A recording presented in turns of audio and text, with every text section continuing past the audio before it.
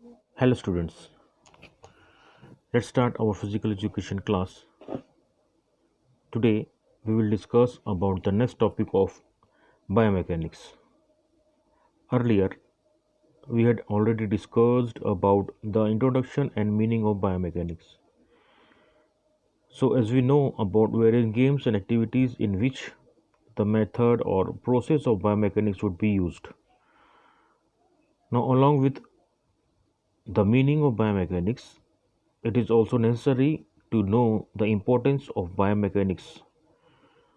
Before we proceed, I want each and everyone just select one game or your major game like football, cricket, volleyball, kho, basketball, etc. etc. In that, imagine any of the skill which you want to perform in the field. For example, passing or kicking in football, batting or bowling in cricket, services in volleyball, fake in kho, dribbling in basketball, etc. etc. In that, all of you had experienced by playing such skills in practical exams or practical periods. So, if you are amateur, then you are supposed to practice for a while to make a perfect skill or game. It all depends on movements, angles, Newton's law, friction, projectile, etc. to make perfection in skills. मेरे ख्याल से आप सभी समझ गए होंगे कि शुरुआत में हर एक खेल में गलतियां या समस्याएं होती है और वो समस्याएं या गलती को सुधारने के लिए बार बार हमें प्रैक्टिस करना पड़ता है और जब परफेक्शन आ जाता है तो हर एक प्रोसेस और मेथड उस पर्टिकुलर स्किल को आसान करने में हमें क्षमता आ जाती है, उसी को हम बायोमैकेनिक्स कहते हैं. So students, regarding such topic, it is very much necessary to know the importance of biomechanics in sports. Biomechanics में बहुत सारे फिजिकल प्रिंसिपल्स अप्लाई होते हैं, जैसे motion, resistance, momentum and friction. और वही प्रिंसिपल्स स्पोर्ट्स इवेंट में इन सब का होना बहुत ज़रूरी है. यदि इनको सही तरीके से स्पोर्ट्स में अप्लाई किया जाए तो स्पोर्ट्स परफॉर्मेंस बहुत अच्छा होगा. So let's discuss the importance of biomechanics in sports. Number 1, understanding human movement. If a regular practice in particular game or skill, it gives us better understanding of human movement. ये बराबर हमारे movement को जांचता है, परखता है और particular उस movement को ढालने के लिए हमें मेहनत करवाता है, प्रैक्टिस करवाता है, ताकि उस मूवमेंट को हम क्या करें, ज़्यादा यूज़ कर सके. कोई भी बॉल को या कोई भी चीज़ को हम अगर फेंकते हैं तो उसका फोर्स और उसका टारगेट हमें मालूम होना चाहिए, ताकि हम उस फोर्स से उस टारगेट तक पहुंचने के लिए हम अप्लाई कर सकें. तो वही है कि हमको ये नॉलेज देता है कि पर्टिकुलर मूवमेंट जो होता है हमारा बॉडी का, वो कैसे यूज़ कर सके. सेकेंड पॉइंट है knowledge about force on body. जैसे हमने बोला ना कि पर्टिकुलर टारगेट में बॉल को फेंका जाए तो कितना फोर्स अप्लाई होता है, वो नॉलेज हमको बायोमैकेनिक्स के थ्रू हमको पता चलता है. It gives us knowledge about various forces acting upon body.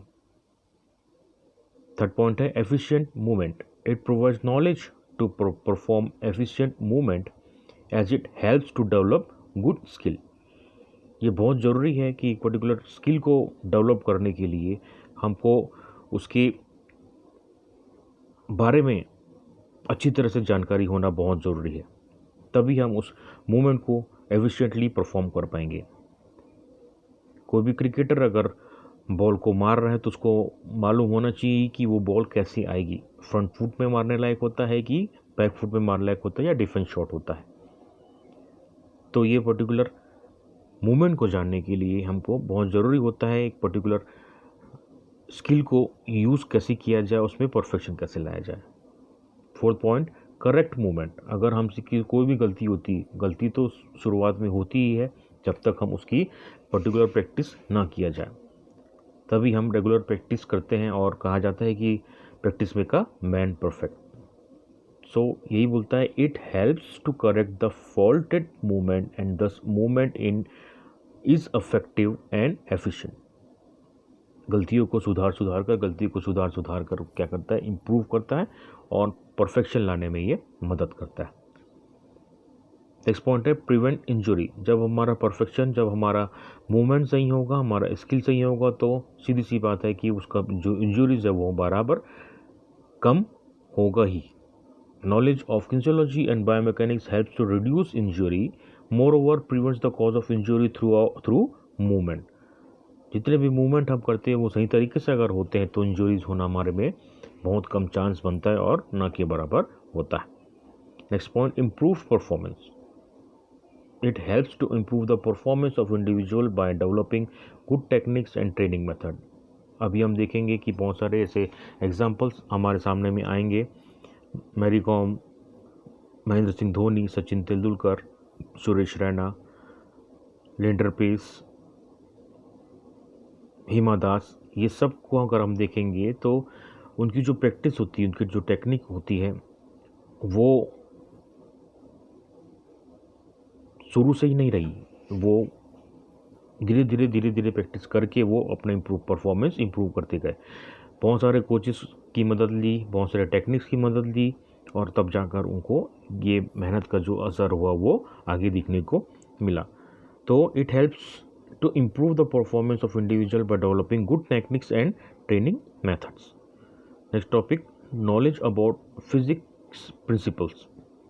It gives us knowledge about physics in relation with human movement like principles and laws of motion, lever and types in body, equilibrium, various forces, projectile, aerodynamics, etc. जैसे हमने पहले पढ़ा हुआ है कि ये सब जितने भी फिजिकल टेक्निक्स होते हैं, प्रिंसिपल्स होते हैं, ये हमारे बॉडी मूवमेंट को मेंटेन करने के लिए, आगे बढ़ाने के लिए वो क्या करते हैं, मदद करते हैं ताकि उसे हम बराबर परफॉर्म कर सके और परफेक्शन ला सके। नेक्स्ट टॉपिक है guides safety principle. Biomechanics helps us और guides us the safety principles and prevents injuries. हमारे इंजुरीज को प्रिवेंट करने के लिए और बहुत सारे ऐसे गलतियाँ होती हैं उसको सुधारने से हमको क्या होता है, एक पर्टिकुलर गाइडेंस मिलता है ताकि इसको ना करने से वो दोबारा और आगे बढ़ने में हमारी मदद करता है।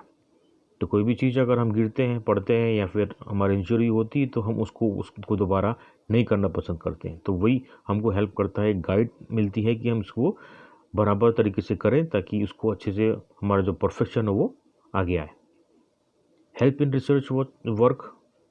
बायोमैकेनिक्स ऐसा हमको जानने को मिलता है कि ये बहुत ज़्यादा हेल्प करता है रिसर्च वर्क के लिए और डायरेक्ट करता है साइंटिफिक अप्रोच के लिए।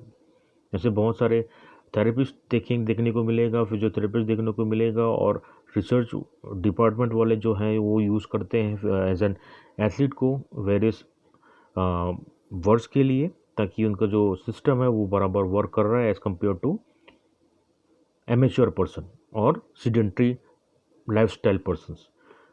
सो कंपेयर ऐसे होता है कि अगर हम फिजिकली फिट पर्सन्स को बराबर रखेंगे साथ में एक एमेच्योर जो बिना प्लेयर या फिर हम बोल सकते हैं कि उसको अनएथलीट जो सामान्य आदमी या सामान्य इंसान होता है उसके साथ अगर हम कंपेयर करेंगे तो बहुत सारे ऐसे रिसर्च से पता चलता है कि जो स्पोर्ट्स पर्सन होता है वो ज़्यादा स्ट्रॉन्ग या फिर ज़्यादा इम्यून सिस्टम उसके में रहता है as compare to normal person.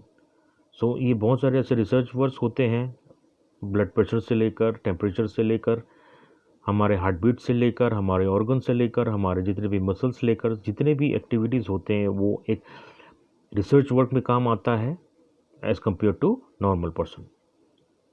Then next last topic, helps in developing new tools. अगर हम गलती करते हैं या फिर हमारे से हमें जो भी इंस्ट्रूमेंट हम यूज़ करते हैं उससे हमको हमारा जो स्किल्स है वो ख़राब हो रहा है, तो हम क्या करते हैं, उसको इम्प्रूव करने की कोशिश करते हैं। और ये बायोमैकेनिक्स हमको बहुत मदद करता है डेवलप करने के लिए new operators and tools for the help of human movement. कोई भी चीज़ अगर हमसे हमारे गलती से अगर कोई भी होता है तो हम उसको क्या करते हैं, उसको सुधारने की कोशिश करते हैं। फॉर एग्जांपल जैसे क्रिकेट बैट हो गया, वो हमसे नहीं जब बन रहा है तो हम उसको चेंज करते हैं। हॉकी स्टिक अगर हमको नहीं बन रहा है तो हम उसको दूसरा स्टिक लेते हैं। वॉलीबॉल अगर हम खेलते हैं तो फिर अगर वो हमसे नहीं बन रहा है तो हम क्या कोशिश करते हैं कि उसमें हवा कम या ज़्यादा कर सकते हैं। तो ये जो चीज़ें होते हैं वो बायोमैकेनिक्स हमको मदद करता है कि कैसे हम उसको मेंटेन करें, उसमें ढाल सकें और डेवलप करें एक न्यू ऑपरेटर्स के तौर पर और टूल्स हमारे ह्यूमन मूवमेंट को बरकरार रखने के लिए।